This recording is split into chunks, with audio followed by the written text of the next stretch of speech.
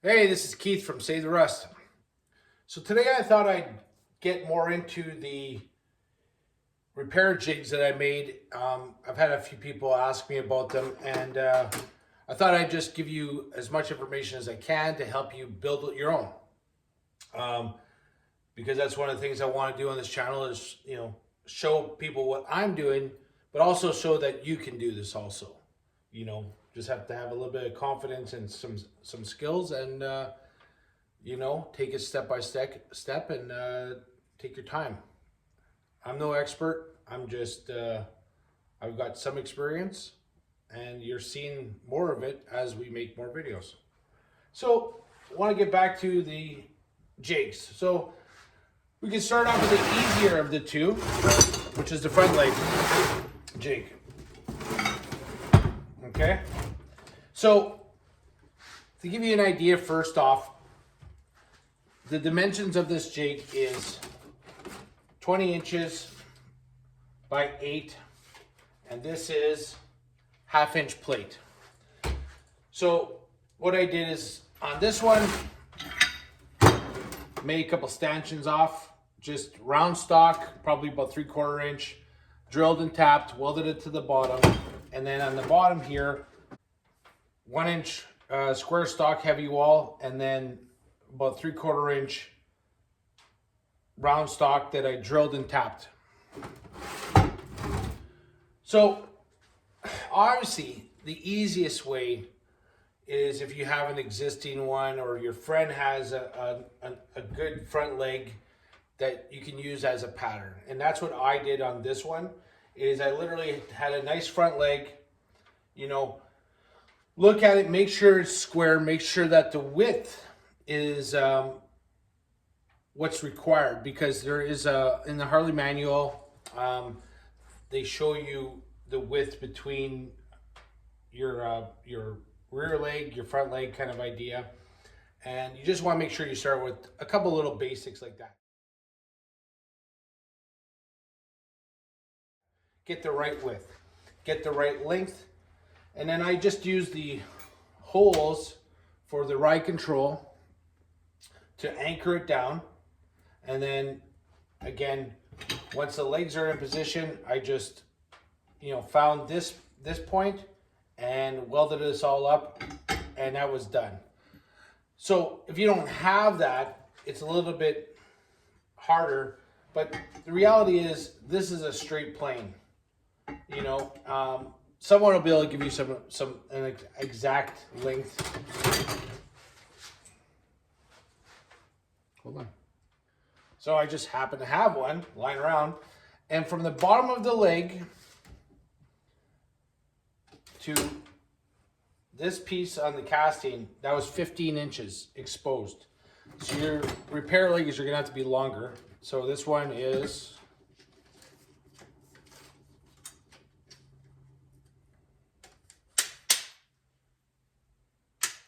16 3/4. So what you'll have to do is just trim this back. So again, from this point to the bottom is 15 inches on this leg. So again, before getting into this building jigs, you have to figure out what exactly you're restoring. Are you restoring a WLA? Are you restoring a WLC? Are you restoring a big twin, knuckle, flathead, and early pan? Because that changes a lot of stuff.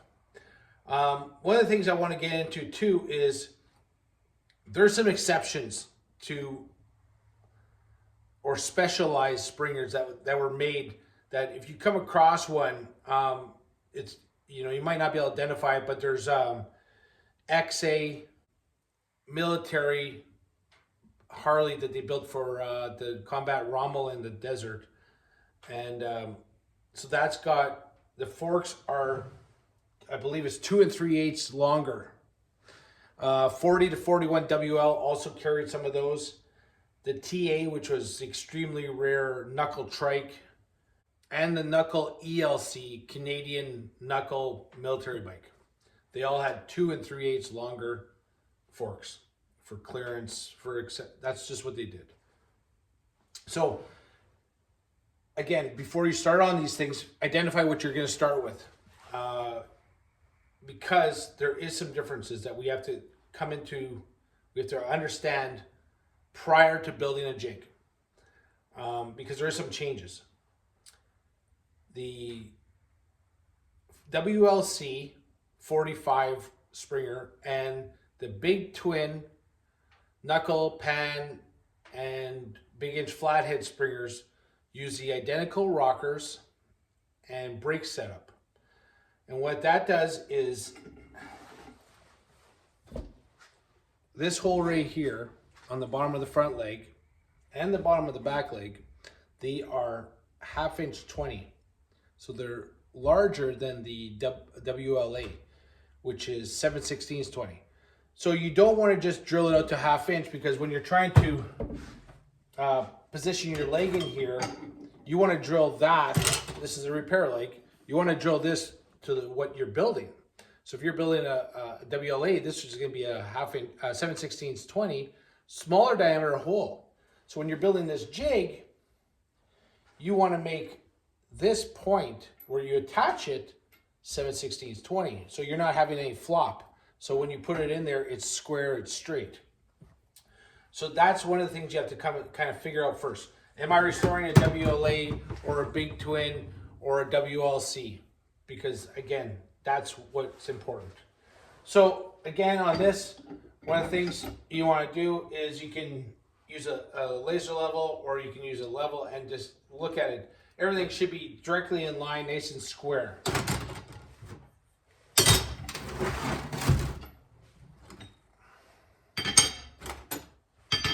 Building it in the jig and will keep everything nice and square, especially when you're welding it, and the distance where you on your end of where your rockers go, right where they need to be.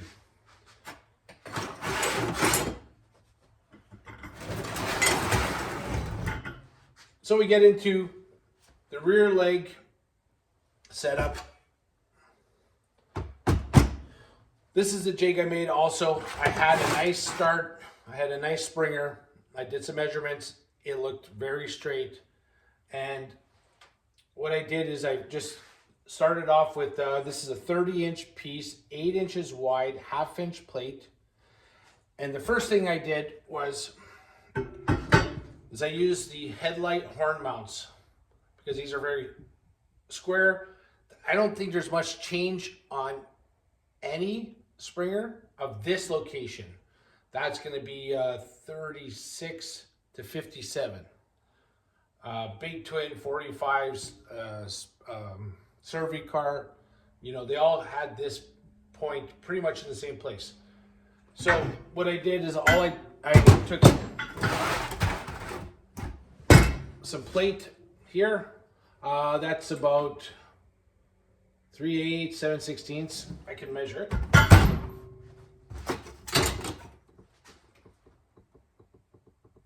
Yeah, 3/8 plate. And all I did was suspend it up off the plate, drilled some holes, and got this square. Again, I was using an existing Springer, so I had a lot more information here. So once it went, and if you're building your own, if you can borrow someone's Springer to make a jig, make sure it's straight, that's gonna make it so much easier for you. But if you can't, you should be able to do it with some measurements and straight lines and having a few pieces in position. So we get this, we get the front mount in,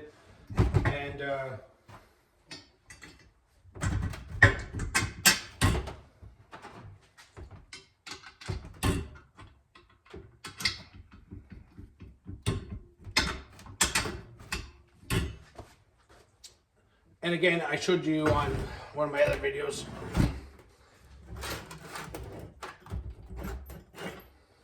Right there. This bolt, what I did is I welded 2 pieces of 1 inch a heavy wall. I have a bolt a welded nut and then a cinch nut, like to stop it from turning. And what I did is I just used that to elevate and keep straight the, because when I built it, I worked from this way down, of course. And I made this adjustable because, again, 45 necks are 7/8, and big twin, I believe, are 1 inch. So moving that down and up is essential if you're going to do different repairs in the future of different springers, big twin or 45.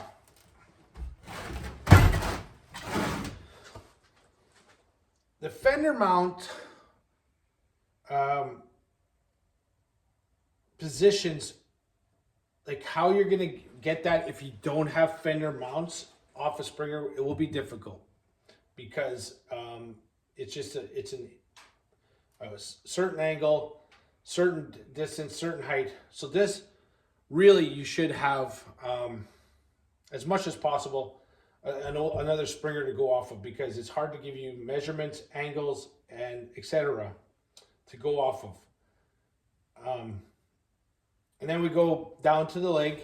So here's the repair kit. You know, I got this from Black Horse Cycle in Ontario, Canada, Adam King, and he sends with the two.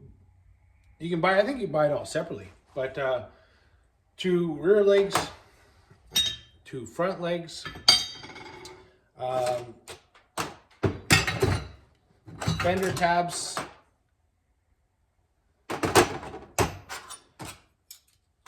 three-piece brake mount, and the chevrons. That's a decorative piece that goes right here. So, again, you want to make sure you got your WLC, big twin, or WLA, because this is going to be the 7/16 or 1/2 inch. Most common 1/2 inch, because you're going to be doing the WLC or a big twin springer. The WLAs are just a smaller rocker stud nut. So one of the measurements I'm going to give you is from the bottom of your triple, we'll call it a triple tree of the springer, to the bottom of the springer fork is 15 inches. And Adams comes all set up at 15 inches.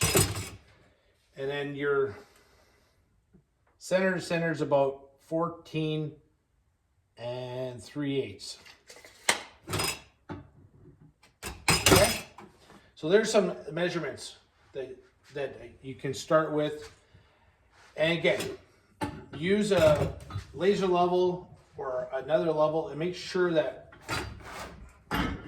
when you're putting this together, this plane from your stem on an inline springer all the way down the center, right to the center of your rocker stud hole is straight. Right down the center of the from the stem to the rocker stud hole. There are exceptions. 36 to 39, I believe. It's called a swept forward leg. So on this same plane, I'm going to show you on this.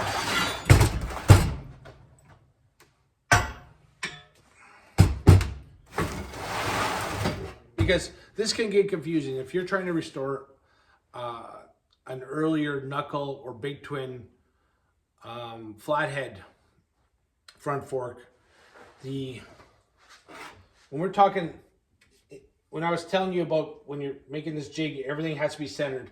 I'm talking from this point all the way down.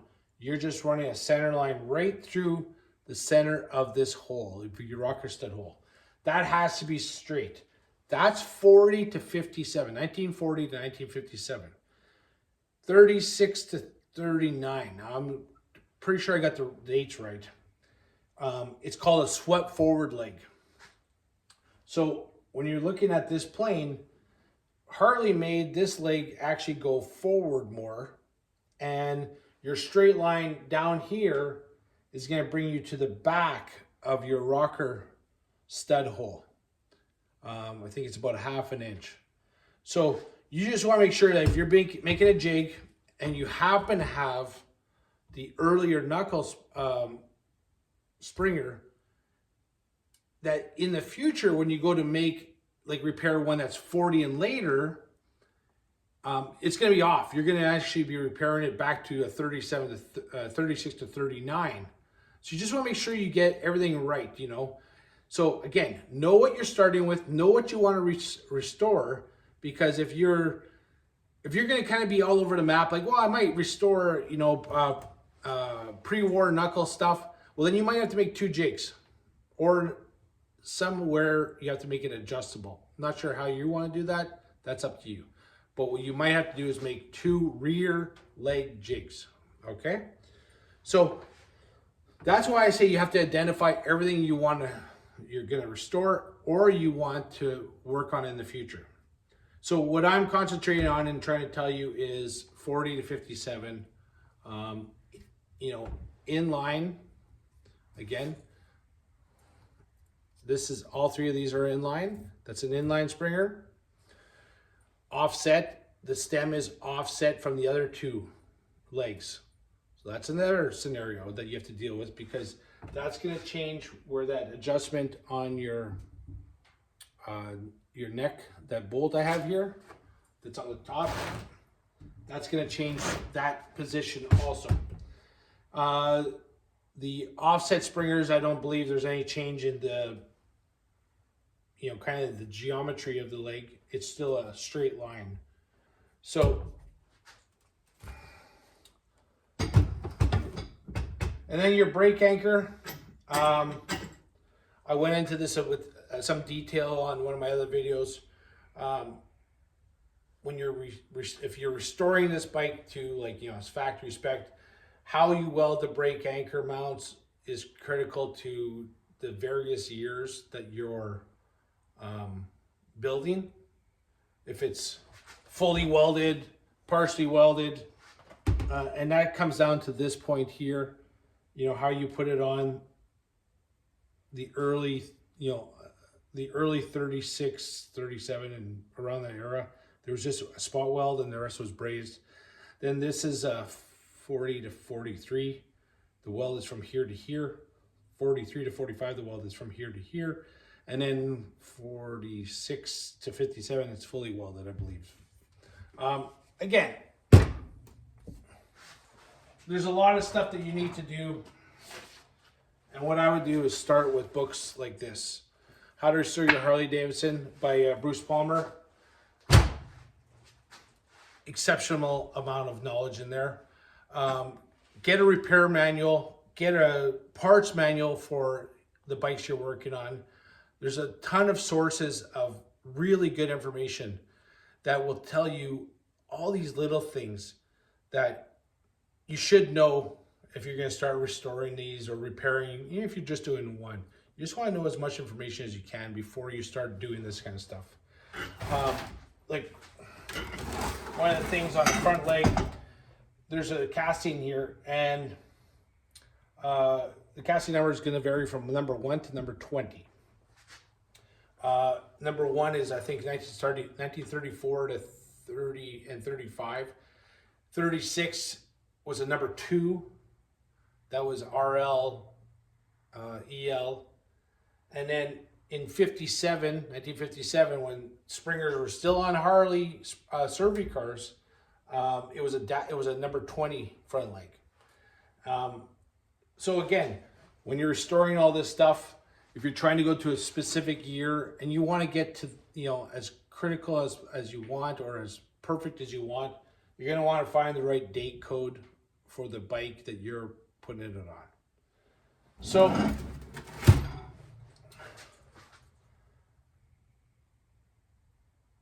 other than the brake mount position, which is right here, let's take this. I'm just going to give you a center to center, 4 inches. So from this point to this point, center of the hole is 4 inches. So looking at this, the inside of the brake mount is basically at the outside of your leg. Okay, so you can start there with some measurements, and when you're building a jig, 4 inches from center to center. This is to the outside of your brake, your springer leg. And what I did is I offset it. If you look at this plane and this plane, they're offset. And I use a spacer for the offset just so that I wasn't running up against the springer leg. Just so that there was no binding or anything. If I had any issues here when I was putting the springer leg in, I had an offset. And it helps you with the ability to weld around it in the jig.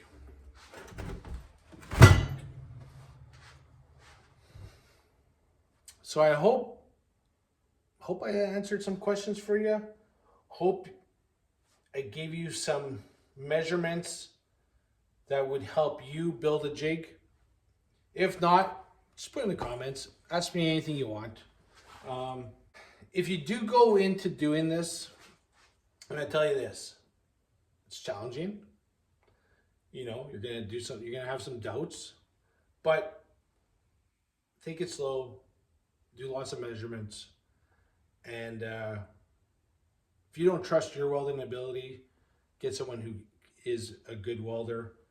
Because the last thing I want to do is hear that someone, you know, used my video to figure out how to restore this and then it broke down the road because they weren't a good welder. So just take your time, do lots of measurements, and hope you found this interesting.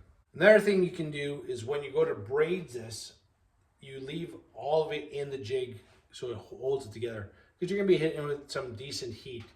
And once it cools, it should stay in position because it's in the jig.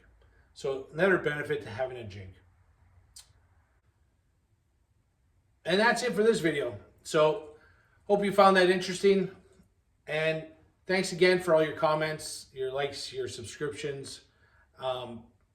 Just a general positive feedback I've gotten on this series. And this is Save the Rust. This is who we are. This is what we do. Have a great day.